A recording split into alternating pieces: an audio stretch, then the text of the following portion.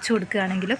അപ്പോൾ നമ്മുടെ എപ്പിസിയ പ്ലാന്റിന് ഇപ്പോൾ ഈ ഒരു മഴ സീസൺ ആയതുകൊണ്ട് തന്നെ വലിയ കെയറൊന്നും കൊടുക്കാതെ കിടക്കുകയായിരുന്നു. പക്ഷേ ഉള്ള എല്ലാ പോട്ടിലും പൂവിടാൻ തുടങ്ങി. അപ്പോഴാണ് നമ്മൾ ഈ ഒരു എപ്പിസിയ പ്ലാന്റിനെ പറ്റിയിട്ട് ശ്രദ്ധിക്കുന്നത് തന്നെ.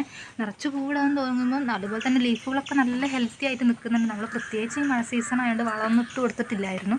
അപ്പോൾ നമ്മുടെ അടുത്തുള്ള എല്ലാ ഒരു പോട്ടിലും ഇപ്പോൾ പൂ നിറച്ച് പൂവുണ്ടായിട്ടുണ്ട്. അപ്പോൾ നിങ്ങൾക്ക് തന്നെ മനസ്സിലാവും. അപ്പോഴാണ് നമ്മൾ ഈ ഒരു ചെടീനെ ഇപ്പോൾ ശ്രദ്ധിച്ചത് തന്നെ. അപ്പോൾ നമ്മൾ ഈ ഒരുപാട് തൂങ്ങിക്കിടക്കുന്ന വെള്ളികളൊക്കെ ഒന്ന് കട്ട് ചെയ്ത് പോട്ടിൽ നിന്ന് എക്സ്ട്രാ ഉള്ള വേസ്റ്റുകളൊക്കെ ഒന്ന് എടുത്ത് മാറ്റി ഒന്ന് സെറ്റാക്കാമെന്ന് വിചാരിച്ചു.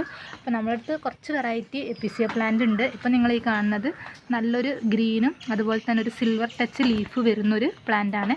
അതിന് ഈ റെഡ് കളർ തന്നെയാണ്. റെഡ് ഒരു ഓറഞ്ച് ഷെയ്ഡിലുള്ള പൂവാണ് വരുന്നത്. നമ്മൾ ഹാങ്ങിങ് ആയിട്ട് വെച്ച് കൊടുത്തിട്ടുള്ളതാണ്. പിന്നെ ലൈറ്റ് പിങ്കിൽ വരുന്ന ഒരു എപ്പിസിയ പ്ലാന്റാണ്. അതിൻ്റെ ലീഫിൻ്റെ ടെക്സ്ചറിലും കളറിലും ഒക്കെ മാറ്റമുണ്ട്. ഈ ഒരു കളറിലാണ് ഇതിൻ്റെ ലീഫ് വരുന്നത്. നല്ല പിങ്ക് കളറിൽ അത്യാവശ്യം വലുപ്പത്തിലാണ് ഈ പൂക്കൾ വരുന്നത്. ഇനി അതുപോലെ തന്നെ മറ്റൊരു എപ്പിസിയ പ്ലാന്റാണ് ഇത്. വേറൊരു എപ്പിസിയ പ്ലാന്റ്